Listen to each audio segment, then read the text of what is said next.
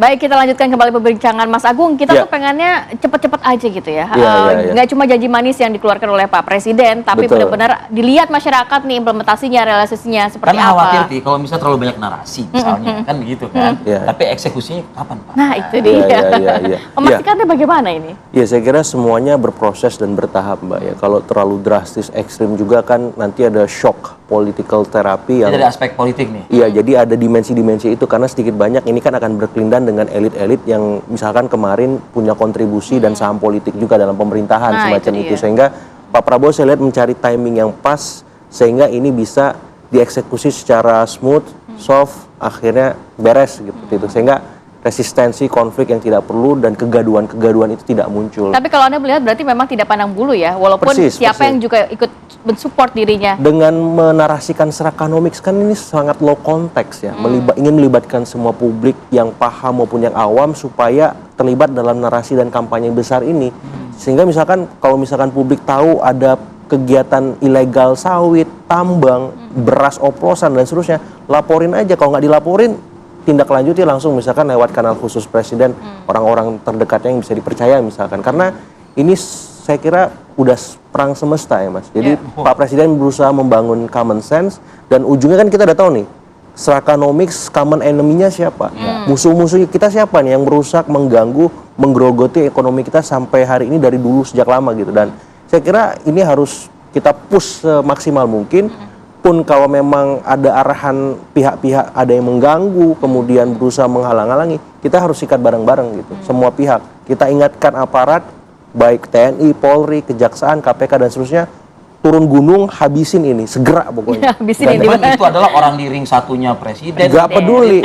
Partainya presiden juga. Persis, karena Pak Prabowo sendiri yang ngomong kan, sikat, jangan tinggal sisa gitu. Pak Danang, saya ke Pak Danang nih, ke Apindo nih. Pak Danang, mungkinkah dari teman-teman Apindo justru bukannya hanya terus mengkritik gitu ya, mohon maaf misalnya kalau salah diksi saya, tapi ikut juga nih Pak Danang memberikan informasi-informasi. Karena Apindo pun juga bagian dari masyarakat gitu loh Pak Danang.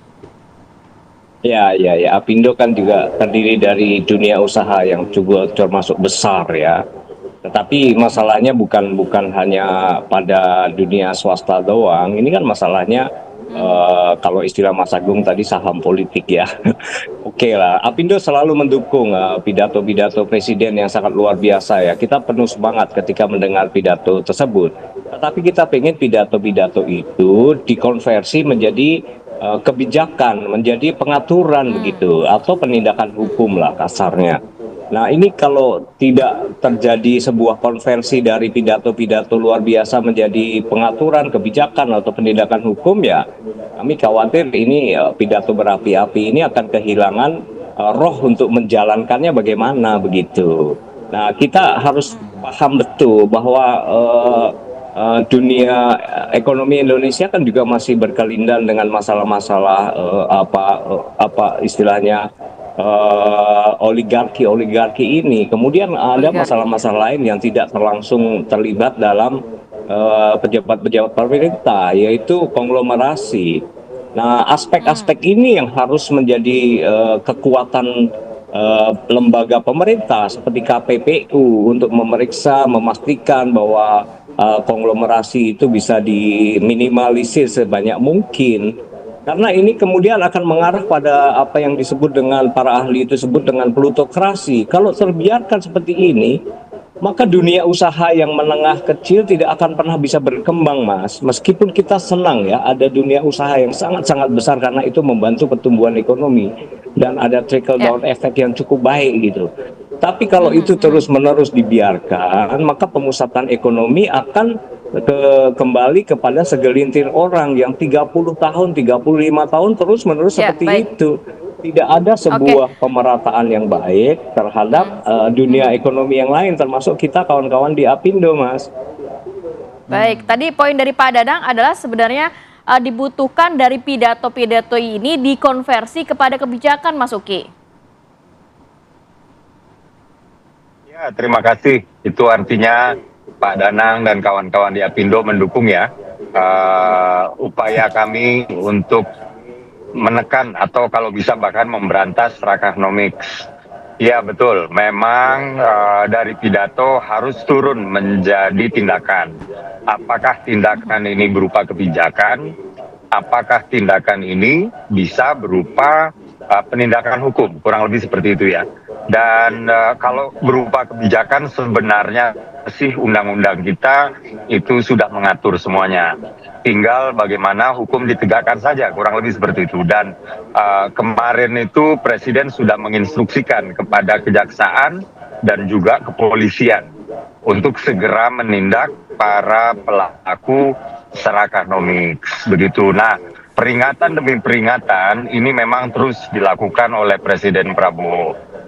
Agar apa? Agar mereka yang melakukan Serakanomics tapi kemudian belum terlist down atau namanya belum masuk ke dalam list untuk kemudian oleh polisi kah, oleh kejaksaan kah, untuk ditindak secara hukum gitu ya. Nah, ini untuk segera menghentikan lah atau untuk segera stop lakukan tindakan Serakanomics. Kurang lebih seperti itu. Tapi sudah ada beberapa nama ya. Bahkan kemarin itu yang paling pertama itu bukan beras loh. Yang paling pertama itu adalah konsesi lahan perkebunan. Itu kalau misalnya kawan-kawan masih ingat ya, ada konsesi misalnya dia mendapatkan konsesi dari negara misalnya 10 hektar, tapi yang dipakai itu 15 hektar. Nah, ini oleh negara itu sudah diselamatkan ya dari kalau nggak salah saya 5 juta hektar yang ilegal itu sudah diselamatkan 3,1 juta hektar. Dan saat itu yang dilakukan oleh negara itu adalah langsung menyita ya, langsung menyita sisa lahan ilegal tersebut, kemudian meminta segala keuntungan yang didapatkan dari lahan yang ilegal itu juga disita kepada negara. Nah, ini yang paling pertama dilakukan oleh negara di dalam memberantas Serakanomics. Jadi justru bukan pangan ya. Nah, sekarang ini memang kami sedang bergerak di bidang pangan. Jadi untuk mereka-mereka yang masih melakukan Serakanomics, dihentikanlah segera. Presiden nggak berhenti-berhenti memperingatkan, dan tindakan hukum juga sekarang sedang berjalan paralel di samping advice tadi ya. Demikian. Baik, Mas Uki dan juga Pak Dadang, terima kasih untuk waktunya pada pagi hari ini bersama kami di Apa Kabar Indonesia Pagi TV. Selamat beraktivitas kembali mungkin. Assalamualaikum. Saya ke Mas Agung tipis saya mungkin sedikit tanya Mas Agung. Untuk membereskan hal ini semua, benturan-benturan politik pasti akan terjadi. Gitu. Nah, tadi Anda menyinggung soal reshuffle. Anda menyinggung soal merit system di dalam tubuh TNI Polri dan lain sebagainya. Perlukah ini juga dikedepankan dahulu atau tetap narasi dulu yang ke depan? Ya, saya mikirnya setelah Pak pidato di mana-mana disampaikan, itu ada task force-nya, Mas. Jadi semacam Satgas khusus Serakanomics apalah namanya. Di sana melebur apakah kejaksaan, kepolisian, Kementerian Keuangan, Kementerian Pertanian dan seterusnya. Ini khusus mengejawantahkan pidato itu. Karena kan Pak Prabowo ini makromanajemen nih. Orang-orang yang narasinya besar, solidarity makers.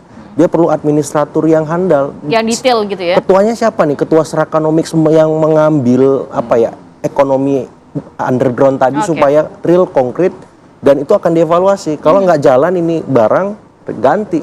Karena publik menunggu itu. Baik. Harapannya segera mungkin gitu. Harapannya pidatonya ini bisa segera menjadi kebijakan begitu ya. Terima kasih banyak Mas Agung sudah hadir pagi hari ini. Sehat selalu.